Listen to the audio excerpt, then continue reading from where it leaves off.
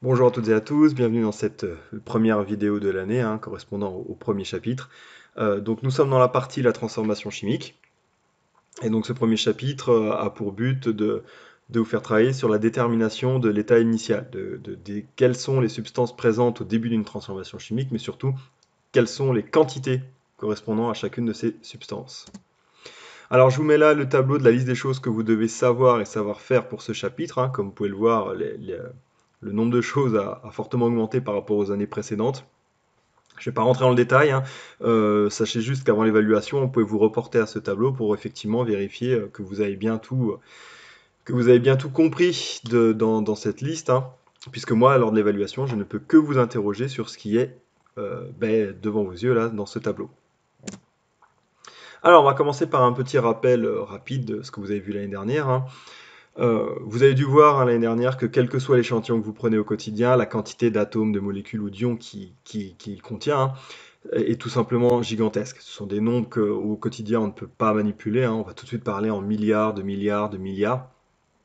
Et donc c'est pas pratique si au quotidien vous devez dire je vais mélanger 3 milliards de milliards de milliards de molécules d'éthanol avec 5 milliards, etc. C'est trop lourd. Donc on a créé une nouvelle unité, la quantité de matière, qui s'exprime en mol, qui correspond à un paquet de ces entités. En l'occurrence, à 6,02 fois 10 puissance 23 entités, que ce soit des atomes, des molécules ou des ions. D'accord? Que vous preniez une mole de fer, une mole d'eau, une mole de sel, vous aurez toujours exactement le même nombre d'atomes, de molécules ou d'ions dans chaque cas. D'accord? Donc forcément, pour calculer la quantité de matière, vous avez la formule là, c'est le nombre d'entités que vous avez dans votre échantillon divisé par ce fameux nombre qu'on appelle la constante d'Avogadro. C'est une conséquence directe, c'est un produit en croix, tout simplement, qui donne cette formule. Mais voilà, on verra à la suite pour comment exploiter cette formule. Alors voilà, justement, on vous dit j'ai 1,25 fois 10 puissance 22 molécules d'éthanol, calculer la quantité de matière en mol. Donc deux façons de faire. Soit vous appliquez entre guillemets bêtement la formule, et donc vous obtenez 2,08 fois 10 puissance moins 2 mol.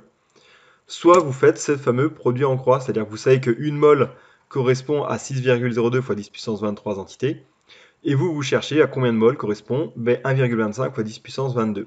Vous faites votre produit en croix, et vous allez trouver exactement le même résultat. Remarquez que le calcul est le même, qu'effectivement cette formule est bel et bien la conséquence de ce produit en croix. Alors, nouveauté, la masse molaire. Comme je vous ai dit, quand vous prenez une mole d'une substance, quelle qu'elle soit, vous avez toujours le même nombre d'entités. Maintenant, ces atomes, par exemple, n'ont pas la même constitution, les molécules n'ont pas la même formule chimique, donc ne sont pas composées des mêmes atomes. Donc, quand vous allez prendre une mole d'une substance, si vous pesez sa masse, on dit que vous mesurez sa masse molaire, c'est-à-dire la masse d'une mole de cette substance. Et il se trouve que cette masse molaire est caractéristique de chaque substance. D'accord? Une mole d'hydrogène, par exemple, pèse 1 gramme. Une mole d'oxygène en pèse 16, etc. etc. Vous allez voir, c'est écrit dans le tableau périodique des éléments, la masse molaire de chaque atome est notée dedans. D'accord? Et donc, si vous voulez la masse molaire d'une molécule, pour le coup c'est très simple, si vous avez sa formule chimique, vous n'avez qu'à additionner la masse molaire de chaque atome qu'il constitue. C'est pas plus compliqué que ça. Là, je vous donne un exemple, calculer la masse molaire du méthanal, CH2O. Eh bien, vous dites que ce méthanal est composé d'un atome de carbone, de 2 d'hydrogène et d'un d'oxygène. Donc, sa masse molaire sera égale à la masse molaire du carbone, plus 2 fois la masse molaire de l'hydrogène, plus la masse molaire de l'oxygène. Vous faites votre somme, ça fait 30 grammes par mol. Ça veut dire que si vous prenez une mol de méthanal, c'est-à-dire si vous prenez 6,02 fois 10 puissance 23 molécules de méthanal, vous les pesez et vous allez trouver 30 grammes. Ok. Pour ce qui est de la masse molaire des ions, c'est exactement la même que la substance chimique dont ils proviennent. C'est-à-dire que, par exemple, Cl-, c'est pas parce que vous avez retiré un électron que sa masse va fortement changer. Si vous vous rappelez de ce qu'on vous a dit l'année dernière, un électron pèse beaucoup moins lourd qu'un proton ou qu'un neutron, par exemple. Donc pour le coup, la masse molaire des ions est exactement égale à la masse molaire de l'atome ou de la molécule dont elle provient. Alors là, je vous donne une liste de 3 exercices, l'occasion pour moi de vous répéter ici, je ne le ferai pas dans les prochaines vidéos, et normalement je vous l'ai dit en classe, que vous allez voir que chaque vidéo comporte un grand nombre d'exercices à faire. Je ne vous impose pas de tous les faire, même si je vous encourage fortement à le faire. Par contre, ce que je veux, c'est que lorsqu'on arrive en classe pour les corriger, que tous les exercices aient été faits. C'est-à-dire que vous pouvez vous partager les exercices, d'accord? Mais moi, quand à un moment je voudrais corriger l'exercice 6, page 22, il me faut au moins une personne dans la classe qui l'ait fait. D'accord? Maintenant, vous vous organisez comme vous voulez dans la classe, hein. Ceux qui veulent tous les faire, très bien, au contraire, hein, vaut mieux que vous les fassiez tous parce que clairement la difficulté va monter d'un cran. Mais voilà, sinon vous pouvez aussi vous organiser. Alors donc, on va vous demander, hein, bien souvent, vous allez voir très rapidement, d'être capable de prélever une quantité de matière précise pour une transformation chimique donnée. On va vous demander, il me faut 2 moles de telle substance, ou il me faut 0,2 mol, etc. Alors comment on fait hein, pour ça? Eh bien c'est simple. Maintenant, vous avez cette masse molaire qui vous permet finalement de convertir une quantité de matière en mol en une masse, en grammes. C'est très simple, hein, pour ça vous allez utiliser cette formule-là, hein. C'est-à-dire qu'on vous demande par exemple de prélever une quantité précise de telle entité. Première étape, vous allez calculer sa masse molaire. Et ensuite, vous allez utiliser cette formule pour vous permettre de calculer la masse correspondante. D'accord? Alors, il existe 3 versions de cette formule, hein. La plus connue, c'est celle-là, c'est-à-dire que la quantité de matière, petit n, est égale à la masse de l'échantillon divisé par sa masse molaire. Vous avez aussi techniquement, hein, ce qui est potentiellement plus simple pour vous, la masse molaire. Vous savez que son unité, c'est des grammes par mol. Donc, vous avez déjà la formule intégrée dans l'unité, hein. C'est-à-dire que la masse molaire, c'est égal à la masse divisée par la quantité de matière. Vous pouvez aussi utiliser un produit en croix comme toujours. Par exemple, je vous demande de prélever 0,2 mol d'éthanol. Première étape, vous calculez la masse molaire de l'éthanol. Bon, le calcul est là, hein, je ne vous le redis pas. Vous trouvez 46 grammes par mol. Très bien. Première étape, donc deuxième étape, vous allez calculer la quantité de matière. Première façon de faire, vous utilisez tout simplement la formule. Vous avez petit n qui est égal à petit m sur grand M, donc la masse est égale à la quantité de matière fois la masse molaire. Vous multipliez, vous trouvez 9,2 grammes. Vous devez donc prélever 9,2 grammes d'éthanol. Sinon, vous faites un produit en croix. Vous savez qu'une mol pèse 46 grammes. Nous, on veut 0,2 grammes. Donc, bam, ça fait 9,2 grammes. Ok petite coquille, là, je vous ai mis 0,2 grammes, c'est 0,2 mol. Ok, qui donne x grammes, petite erreur. Idem, je vous donne ces exercices-là à faire hein, pour vous à la maison. Ensuite, alors on continue dans la prise de tête. Cette fois-ci, le volume molaire. Il faut savoir en fait que les gaz, hein, quels qu'ils soient, dans un volume donné, la quantité de matière d'un gaz est la même. D'accord?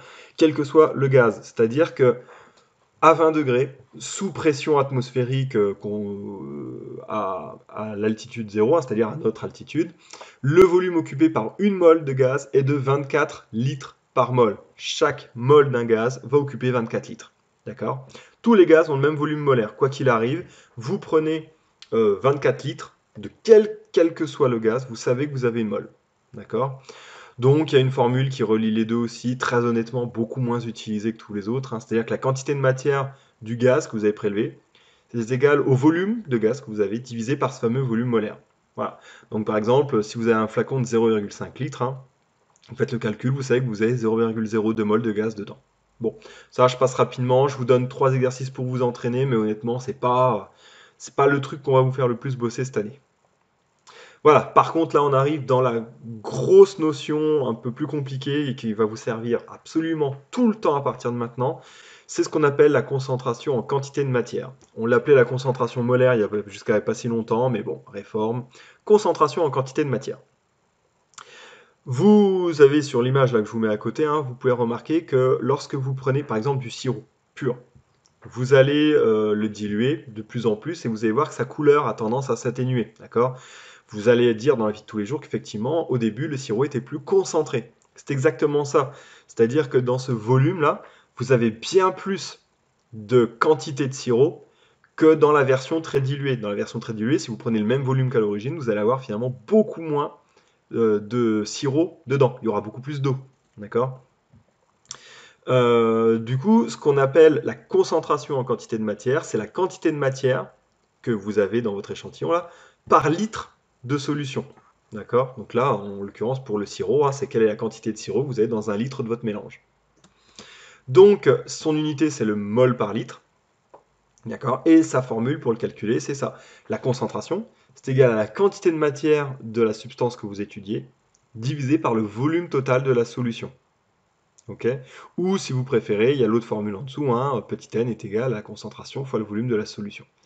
Là encore, si vous regardez bien, l'unité de la concentration vous donne la formule pour le calculer. Concentration, mol par litre, donc quantité de matière divisé par volume. Ok? Donc, je vous donne un exemple. Je dissous 10 grammes de sucre dans 0,5 litres d'eau, calculez la concentration en quantité de matière en sucre.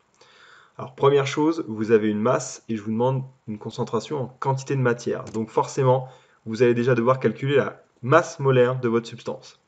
Vous trouvez 342 grammes par mol. Donc maintenant, vous allez calculer la quantité de matière que vous avez. Vous savez que vous avez 10 grammes divisé par cette masse molaire, vous trouvez 2,9 fois 10 puissance moins 2 mol. Vous avez la quantité de matière en sucre que vous avez. Et bien maintenant, pour calculer la concentration, il suffit simplement de prendre cette quantité et de la diviser par le volume que vous avez. Et là, vous trouvez que vous avez une concentration de 5,8 fois 10 puissance moins 2 mol par litre. D'accord? Alors cette valeur va servir à quoi? Elle va vous servir tout de suite, au premier coup d'œil, de pouvoir comparer les concentrations des différentes solutions que vous allez utiliser. Parce que dans le cas du sirop, la couleur vous montre tout de suite, c'est flagrant, mais vous allez avoir beaucoup de substances qui sont incolores, par exemple. Ok? Et de toute manière, le plus simplement aussi, hein, c'est que on va vous donner en cours des solutions dont vous connaîtrez la concentration et on va vous demander de prélever une quantité précise. Donc c'est là que la concentration intervient, hein. En connaissant la concentration, vous allez pouvoir en déduire le volume que vous devez en prélever pour obtenir une quantité précise. Là encore, 2 exercices pour vous entraîner. Voilà. Ainsi s'achève la séance 1, c'est-à-dire que voilà, regardez ce bloc qui est absolument colossal. Voilà, je sais que c'est probablement le cours le plus chargé de l'année. On commence directement par là, hein, c'est-à-dire que c'est que des notions hyper importantes. Donc travaillez bien ça. On va faire 2 heures d'exercice derrière, on va vraiment bien vous blinder là-dessus. Et donc je vous invite à continuer cette vidéo pour la séance suivante. Donc, lors de la séance précédente, hein, nous avons bien vu ces histoires de quantité de matière, de masse molaire, de concentration molaire. Maintenant, ce que vous allez devoir apprendre à bien faire comme il faut, hein, c'est préparer une solution, c'est-à-dire ou une quantité de poudre hein, précise, c'est-à-dire que pour préparer votre transformation chimique, vous allez devoir contrôler précisément combien d'atomes ou de molécules ou d'ions vous allez apporter au début. Pour ça, 2 techniques que vous devez vraiment maîtriser parfaitement parce qu'elles peuvent être demandées au bac, hein, lors de l'épreuve expérimentale. La première, c'est la dissolution. Donc, si je vous demande de me préparer une solution avec un volume précis à une concentration précise, okay, bien, grâce à ces informations, vous pouvez en fait en déduire la quantité de matière dont vous avez besoin. Hein, C fois V vous donnera la quantité de matière. Et cette quantité de matière, grâce à la masse molaire, vous allez pouvoir la convertir en une masse M à prélever. D'accord? Alors, je vous redonne la formule techniquement là, hein, on va se rentraîner en classe, hein, mais pour connaître la masse à prélever, vous dites que cette masse elle est égale à la quantité de matière fois la masse molaire. La masse molaire, vous la connaissez facilement. Et la quantité de matière que vous devez apporter, eh bien, c'est la concentration de la solution fois le volume qu'on vous demande. Et vous obtenez donc cette formule. D'accord? Par exemple, je veux prélever 50 ml d'une solution de saccharose à 0,2 mol par litre. Calculez la masse à prélever. Première étape, vous pouvez calculer la quantité de matière à prélever. Vous avez le volume, vous avez sa concentration. Donc la quantité est de, vous faites ce calcul, hein, et vous trouvez que la quantité de matière à apporter est de 1 fois 10 puissance moins 2 mol par litre. Ensuite, vous avez calculé la masse molaire du saccharose. Le calcul est là, pas de problème. Donc vous allez en déduire, cette fois-ci, la masse que vous allez devoir apporter. C'est-à-dire que la masse, c'est la quantité de matière fois la masse molaire. La quantité de matière, elle est au-dessus. La masse molaire, vous venez de la calculer, et donc vous en déduisez qu'il faut prélever 3,4 g de saccharose. Alors, maintenant que vous savez ces 3,4 grammes, comment on s'y prend? Mais pour le coup, c'est pas compliqué, hein. Vous avez un schéma ici. Vous allez avec une coupelle hein, peser très précisément les 3,4 grammes du solide que vous devez prélever. D'accord? Ensuite, vous allez verser cette poudre dans une fiole jaugée du volume que vous avez besoin. Et vous allez avec de l'eau distillée bien nettoyer la coupelle. Il faut récupérer chaque grain. Okay, chaque grain représente des milliards d'atomes que vous allez rater si vous ne les mettez pas. Donc, vous nettoyez bien votre coupelle à l'eau distillée. Et ensuite, vous complétez. Alors, on dit en général au tiers, au quart, votre fiole. Vous la bouchez, vous mélangez bien afin que tout soit dissous. Et une fois que tout est dissous, ben vous complétez jusqu'au trait de jauge. Et vous remélangez un peu, même si dans une fiole, c'est évidemment beaucoup plus compliqué de mélanger une fois que le trait de jauge est atteint. L'autre technique, c'est la dilution. D'accord? Donc la dilution, c'est de partir d'une certaine solution, d'une concentration donnée, à une autre solution de concentration plus faible. D'accord? La notion qui est capitale dans la dilution, c'est que pendant une dilution, la quantité de matière de votre soluté là ne change pas. Quand vous prenez du sirop, vous mettez une certaine quantité de sirop dans votre verre. Très bien, vous avez une certaine quantité de sirop. D'accord? Vous y rajoutez de l'eau, vous êtes en train de le diluer. Mais finalement, quand on y réfléchit bien, la quantité de sirop n'a pas changé dans votre verre. Vous avez juste rajouté de l'eau. Eh bien, c'est ça qui va vous permettre de calculer facilement les données dont vous aurez besoin. Vous dites que, alors, petit terme important, la solution d'origine, on va l'appeler la solution mère, et la nouvelle solution, on l'appelle la solution fille. D'accord? Donc, on dit que la quantité de matière dans la solution mère est égale à la quantité de matière dans la solution fille. La quantité de matière dans la solution mère, c'est la concentration molaire de cette solution, fois le volume que vous allez avoir besoin de prélever. Ensuite, ça sera égal, de l'autre côté, à la concentration de la nouvelle solution, phi, fois le volume dont vous avez besoin. D'accord? Bon, je vous redonne le facteur de dilution en dessous, pas très utile, hein, mais c'est de combien vous avez dilué en gros votre solution. Alors, un exemple. Je veux diluer 10 fois une solution mère de concentration 0,5 mol par litre pour obtenir 50 ml d'une nouvelle solution, phi donc. Comment s'y prendre? Alors, deux façons d'y arriver. Vous utilisez bêtement la formule que je vous ai donnée avant. Hein. Donc vous dites que la quantité de matière de la solution mère est égale à la quantité de matière de la solution phi. Vous remplacez. Vous cherchez, vous, quel est le volume de la solution mère que vous devez récupérer. Et donc ça vous donne 5 ml. C'est-à-dire que vous allez prendre 5 ml de la solution mère. Vous allez la mettre dans la nouvelle fiole. Et vous allez compléter en eau jusqu'à arriver à 50 ml. Et là, vous aurez dilué 10 fois votre solution mère. Ça, c'est un peu utiliser bêtement la formule sans forcément comprendre ce qui se passe. Hein. Vous avez aussi, étape par étape, vous pouvez dire, ok, je veux 50 ml d'une solution de concentration 0,5 mol par litre. Je peux donc calculer quelle est la quantité de matière qu'il me faut. Donc, vous faites ce calcul et vous trouvez que dans votre solution phi, vous devez avoir 0,0025 mol.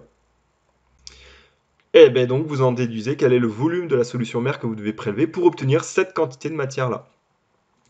Le volume est égal à la quantité de matière divisée par cette concentration, hein, et vous retrouvez bien effectivement les 5 ml que vous avez obtenus dans le cas d'avant. Ça, normalement, là, vous êtes en train de grincer des dents, on va s'entraîner en classe. Si vous le comprenez, très bien. Si vous ne le comprenez pas, eh bien, nous allons voir ça lors de la prochaine séance, hein, puisque vous allez devoir vous entraîner à tout ça. D'accord? Donc là, ainsi s'achève la deuxième partie. Donc, travaillez bien cette partie-là. Là encore, je me doute que c'est pas facile, hein, et on se retrouve en classe. Bien, donc dans cette séance 3 maintenant, nous allons voir les techniques qui permettent de déterminer la concentration d'une solution inconnue. Des techniques comme ça, il y en a un certain nombre qui existent. Ça, c'est la première vraiment que vous allez voir. Très élégante, vous allez voir. L'activité expérimentale correspondante les activités expérimentales vont vraiment vous intéresser. Alors, on part d'un constat. En tout cas, là, on va parler de solutions colorées. D'où vient la couleur d'un objet ou d'une solution? Grande question, très compliquée au niveau des implications théoriques qu'il y a derrière. Hein. Mais pour faire simple, si vous voyez un objet, par exemple, vert, cela signifie que cet objet, si on l'éclaire avec une lumière blanche, sinon on complique fortement, mais on verra ça dans un chapitre plus tard dans l'année. Éclairer un objet avec de la lumière blanche. Pour rappel, la lumière blanche, hein, c'est une lumière qui est composée de toute une série de longueurs d'onde, hein, de couleurs, qui se superposent et qui donnent cette apparence de couleur blanche. Le blanc, encore une fois, hein, ça n'est pas une couleur, c'est l'interprétation de votre cerveau lorsqu'il reçoit toutes les couleurs du spectre, ou au moins 3 d'entre elles. D'accord? Alors, éclairez donc un objet avec toutes les couleurs, pour faire simple. Hein. Si jamais cet objet, vous allez le voir vert, qu'est-ce que ça veut dire? Bien, c'est simple, hein, ça veut dire qu'en fait cet objet a absorbé les autres couleurs et qu'il vous a renvoyé la couleur verte. Finalement, hein, le vert que vous voyez, c'est la seule couleur que l'objet a refusé, entre guillemets, qu'il a renvoyé. D'accord? Alors, en réalité, il n'est pas obligé d'absorber toutes les couleurs pour que vous le voyez vert.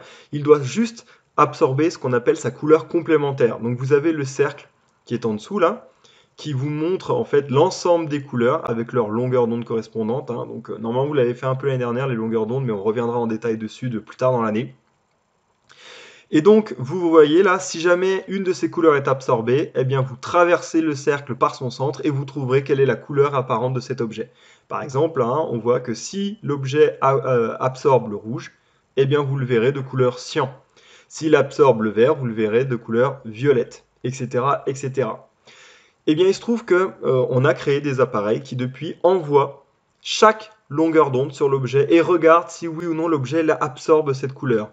Et derrière, ça nous restitue ça sous forme d'un graphe qu'on appelle un spectre d'absorption. Donc vous l'avez ici, ce spectre. Donc vous avez en abscisse les longueurs d'onde, c'est-à-dire les différentes couleurs qu'on va lui envoyer, et en ordonnée l'absorbance, c'est-à-dire est-ce que oui ou non l'échantillon a absorbé la longueur d'onde correspondante. Donc la machine est simple, hein, vous allez le voir, on va l'utiliser en classe. Hein. Vous avez un émetteur d'un côté qui va envoyer la couleur, ça traverse l'échantillon, et de l'autre côté vous avez un récepteur qui regarde si oui ou non la couleur a traversé ou si elle a été absorbée. Et donc vous voyez pour cet échantillon là par exemple, hein, on voit que ça absorbe plutôt peu, entre 400 et 500 et entre 700 et 800. Par contre vous avez une absorbance là qui est maximale autour de 640 nanomètres. C'est-à-dire que là, par exemple, quasiment tout le rayon a été absorbé. Alors, 640 nanomètres, on regarde, ça correspond à la couleur orange à la louche. Eh bien, on traverse ensuite le cercle par son centre et on trouve effectivement que l'échantillon aura vous le verrez, bleu. D'accord? D'accord pour cette technique? Bien.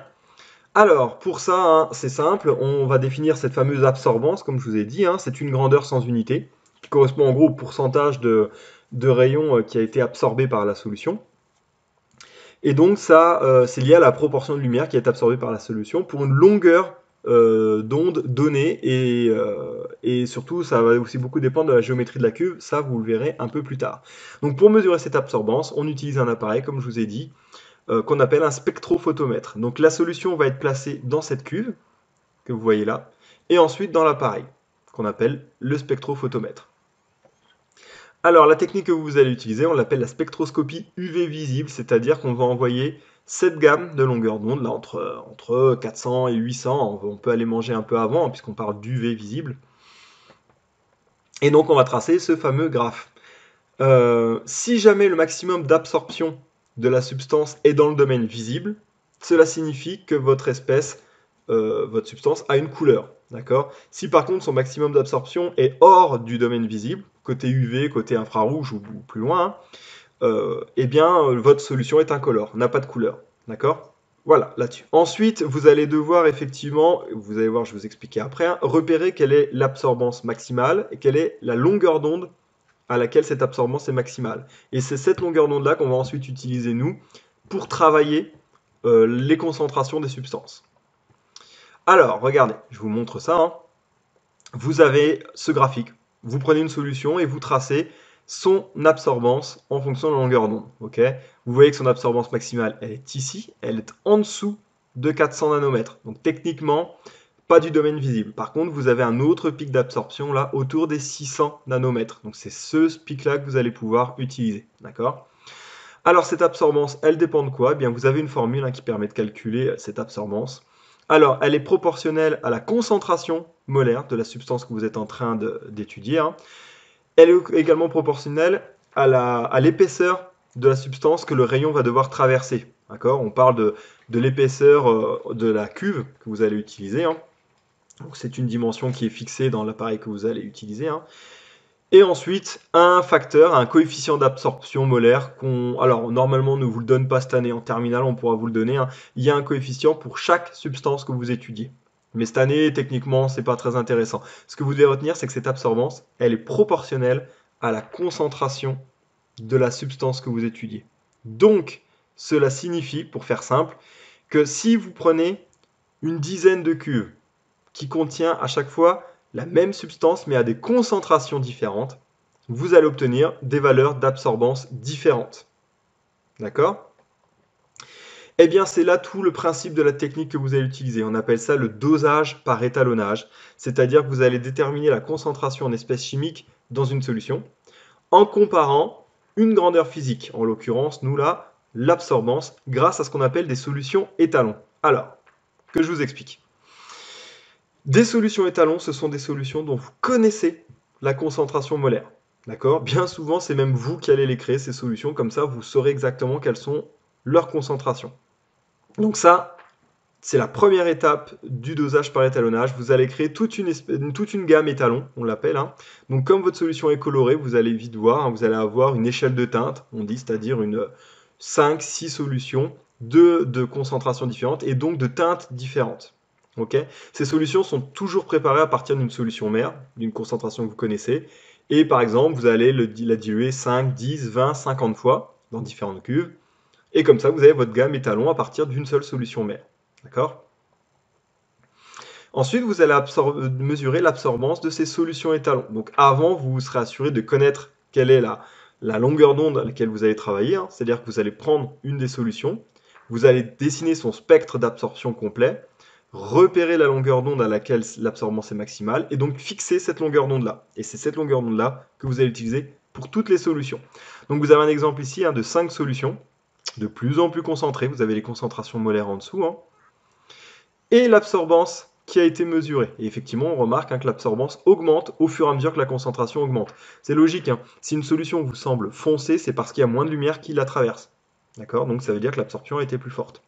Vous allez tracer la courbe d'étalonnage hein, de l'absorbance en ordonnée en fonction de la concentration molaire en abscisse. Vous allez reporter les points et vous allez effectivement remarquer qu'ils suivent une droite. Rappelez-vous, je vous l'ai dit, l'absorbance est proportionnelle à la concentration. Donc, effectivement, vous trouvez une droite. Alors, dernier petit détail technique avant de finir, hein, il faudra probablement faire le blanc. Alors, c'était valable pendant un long moment, c'est de moins en moins le cas puisque les spectrophotomètres de lycée ont tendance à s'améliorer, hein, mais dans le doute, de toute façon, on continue à vous apprendre à le faire parce que les vrais spectros ne nécessitent. Hein. Vous devez faire le blanc, c'est-à-dire faire mesurer l'absorbance de la cuve vide, sans aucune solution. Il s'agit de retirer de l'absorbance que vous allez mesurer la contribution de la cuve. Voilà, pour être sûr de n'avoir que l'absorbance de la solution. D'accord? On appelle ça faire le blanc. Et donc, dernière étape, eh bien, on vous donne une solution de concentration inconnue. Donc, vous allez la verser dans la cuve. Vous allez mesurer son absorbance et vous allez reporter cette valeur sur le graphe que vous venez de tracer et vous pourrez en déduire tout de suite sa concentration. Ça, c'est ce qu'on appelle un dosage par étalonnage. D'accord? Alors, il y a une limite hein, à cette utilisation. Hein. Cette fameuse loi que vous utilisez, on l'appelle la loi de Beer-Lambert. Et elle n'est pas valable pour des solutions trop concentrées. Vous pouvez le voir ici. Hein. Au début, pour des concentrations faibles, effectivement, la courbe est une droite. Mais très vite, on voit hein, que la courbe se tasse et ne suit plus cette droite. Donc, il faut surtout utiliser des solutions très diluées. D'accord? Et bien voilà, ainsi s'achève cette séance et le chapitre en même temps. Hein, donc, très gros chapitre. Ça va se calmer hein, après, rassurez-vous. Mais voilà, donc travaillez bien toutes ces notions. Et de toute manière, on se retrouve en classe hein, pour les travailler beaucoup plus concrètement. Bonne fin de journée et à la prochaine séance.